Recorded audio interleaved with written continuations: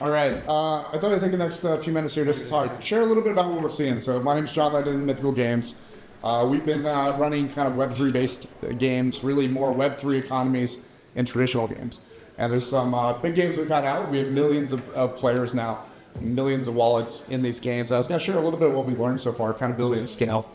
So I think first of all, and I think you said this earlier, Lindsay, we got to get rid of some of this terminology. We're no longer bridging the gap. We're no longer onboarding the next billion users. They're here. It's happening with real gamers already.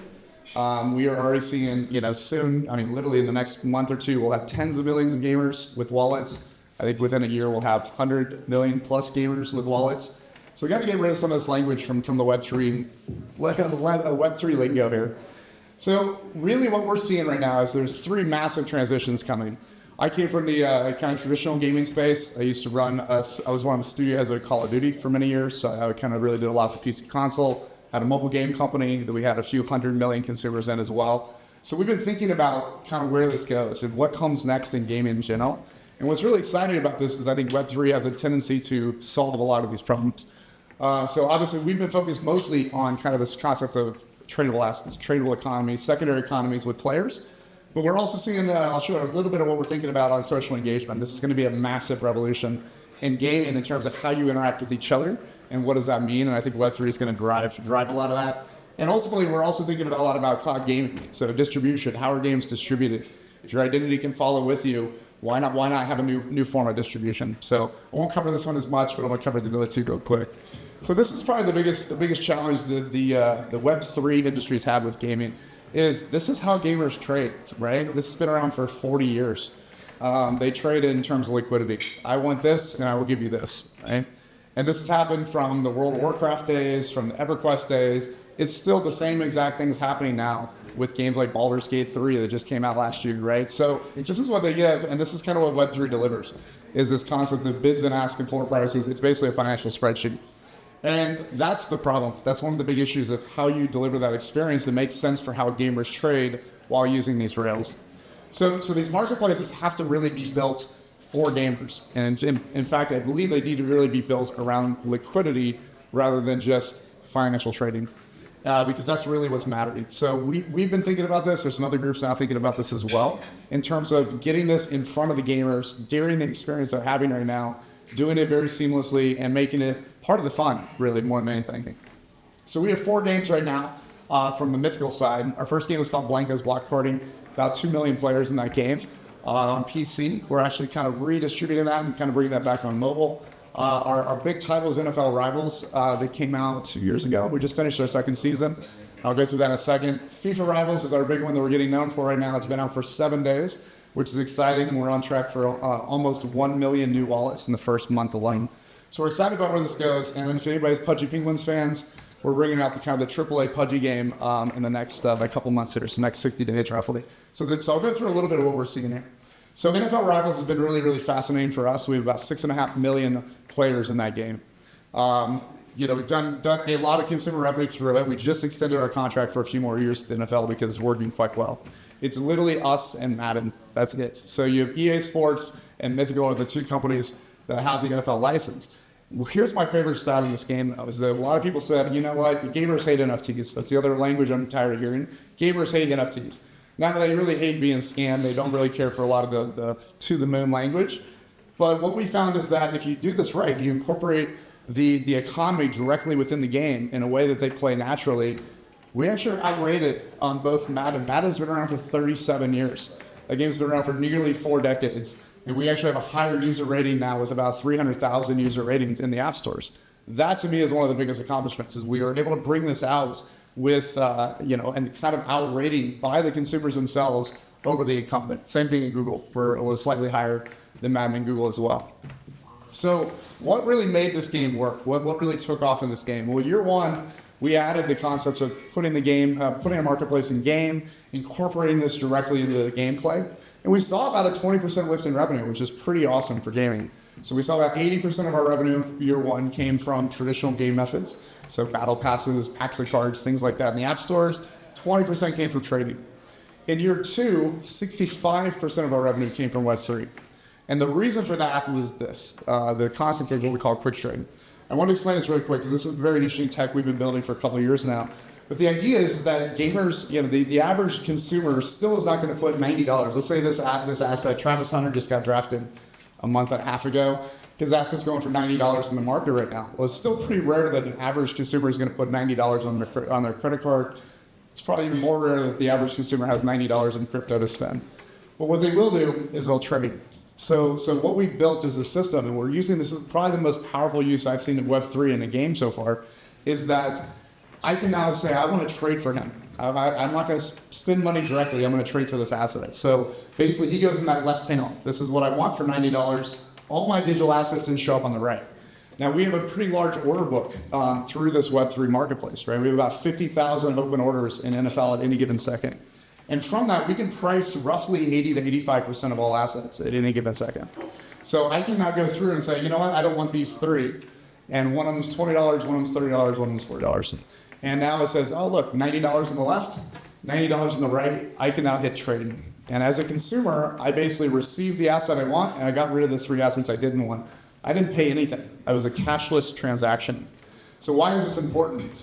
Well, we just got paid 4 times, right? As on a non-paying consumer. We basically real-time bought this from one seller.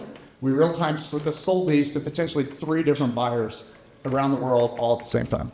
We did that in one atomic transaction. So to me, what we were able to do effectively is we were able to make money from someone that didn't spend any money at all in the game. And that is absolutely massive for the game industry, especially with free-to-play, the average free-to-play game. If you get to 5% of players that spend directly, that's an amazing game. So 95 out of 100 people that play video games, a free-to-play game, won't ever spend $1. So if we can start getting a little bit more money from people facilitating trades from around the world, that's a really powerful mechanism. So to share a little bit more, Pudgy. So this is kind of a game coming out. It's currently in Indonesia and Brazil. So if you happen to be in the App Store in one of those 2 countries, you can play it already. But basically what we've done is we're kind of combining the concept of what this amazing kind of Pudgy IP that people are very fanatical about around the world. And we're kind of putting that into a party game genre. So the party game is very, very fascinating because they're huge games. In fact, the last game, Istanbul, guys, it's been around for about 5 to 6 years now. 400 million players in that game. So nearly 500 million people have played that game. There's no concept of ownership. What really drove that was this concept of tournaments. Now, these tournaments were not official. They were not in the game. People would throw them on YouTube, throw them on Twitter, or X. So I'll never get used to that. But basically, it was this kind of fractured system. But it still drove hundreds of millions of gamers into the system. So we're very excited about what we can do between their brand and our tech to really allow Web3 to have these tournament systems, to have the ability of ownership, to let people trade, as I mentioned, the quick trade system, and what that can do for an economy with a game that has the potential of 300 or 400 million players. FIFA, I need to actually update this. It says coming soon, but coming in 2025, but it is out. So we've been out for 7 days now. We've really been building this for a couple of years now with FIFA. And basically the idea behind this is we wanted to have a mobile-first game that anyone on the planet could be part of the world of FIFA. And it's really, really fascinating what we're seeing already in the first few days.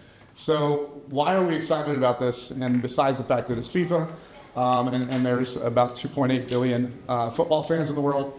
But here's really what was really interesting is the previous company that had FIFA was EA. So again, we're up against EA once again. But the EA no longer has that contract, right? They split with FIFA and we picked up that contract. So what's exciting about this and what was exciting about FIFA, our two FIFA organization, was when the last World Cup came in 2022, FIFA Mobile, which is now EAFC, it had roughly about 90 million players a day. Every day, 90 million people were in that game. Overall, it had 500 million new installs that year. 500 million people came into that ecosystem. So that was really remarkable. So we in our first week, we have 600,000 players, 600,000 wallets in the first 7 days. We've had over 2 million matches in the first week alone. So people are playing this game in a big way. However, EA Mobile had a very, very, very small percentage of people that paid. In fact, we use a stat called ARPDAU, which is average revenue per daily active user. If you're in gaming, you probably know that stat pretty well. And the EA FIFA game did 4.5 cents per player per day. That was at less than 5 cents per player per day. To put in perspective, in the first week, we did 5 cents just in our secondary trading overall.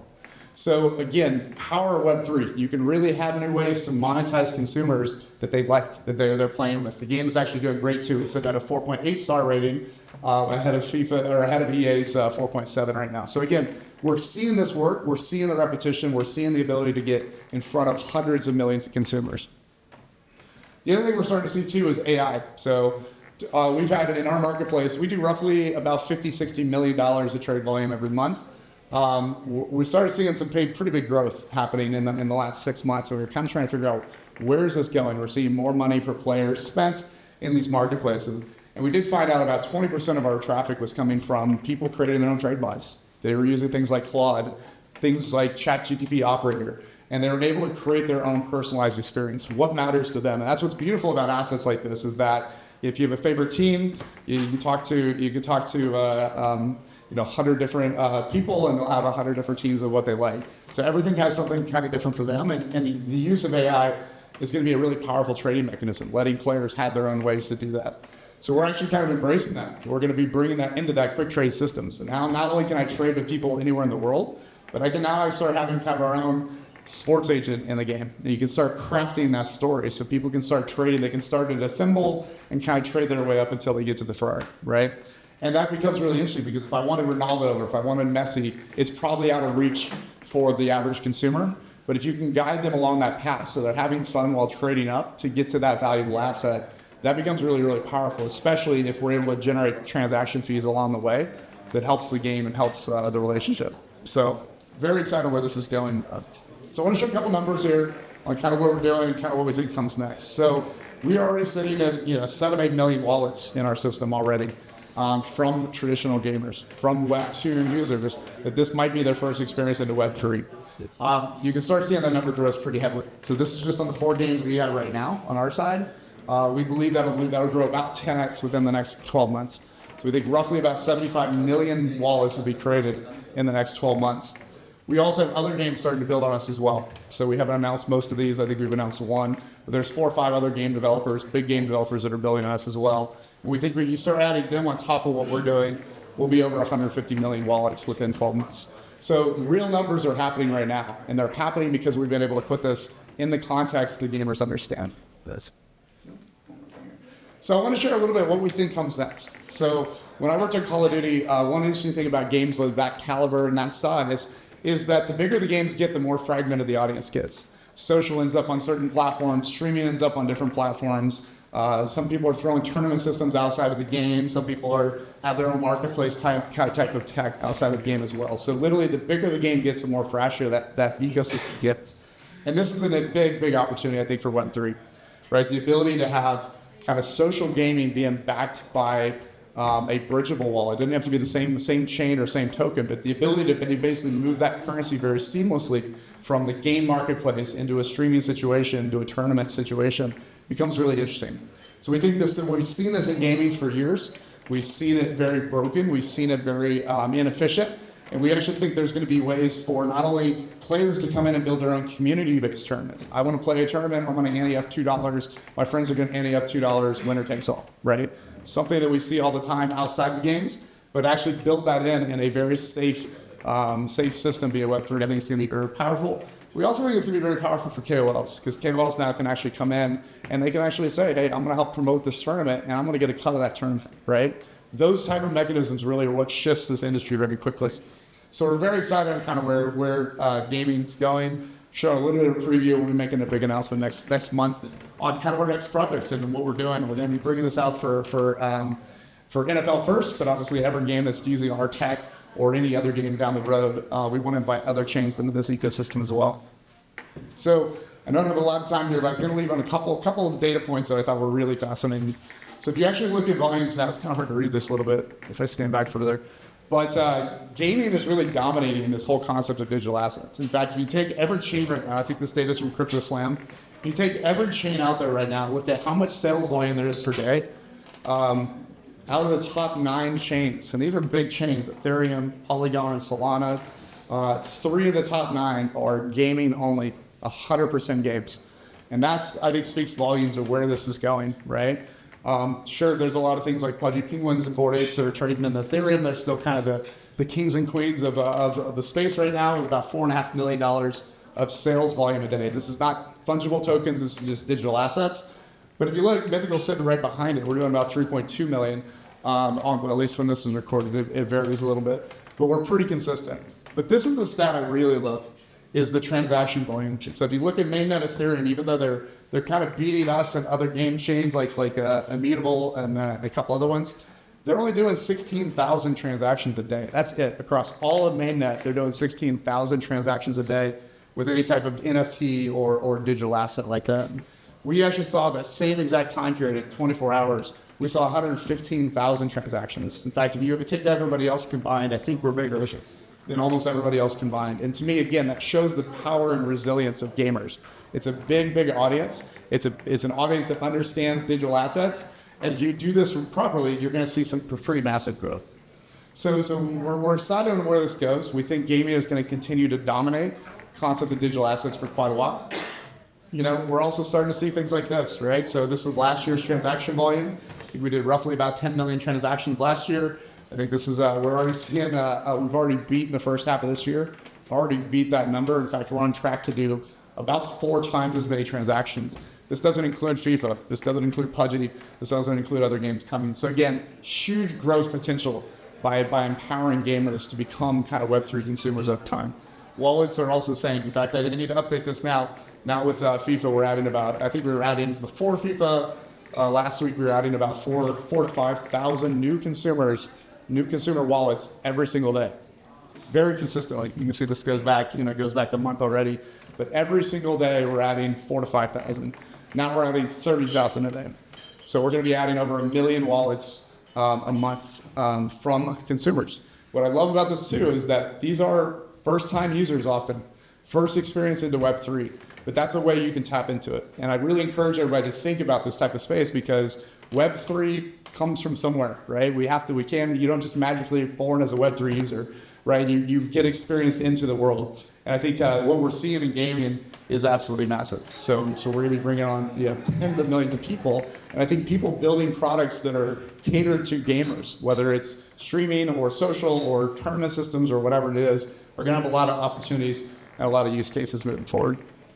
I won't talk too much about this, but we did start burning gas fees. And this is something we hadn't done before because we didn't understand how devastating or how promising this would be to the ecosystem if we started taking all the gas fees from what we were doing and start burning them. But we started doing that back in end of January.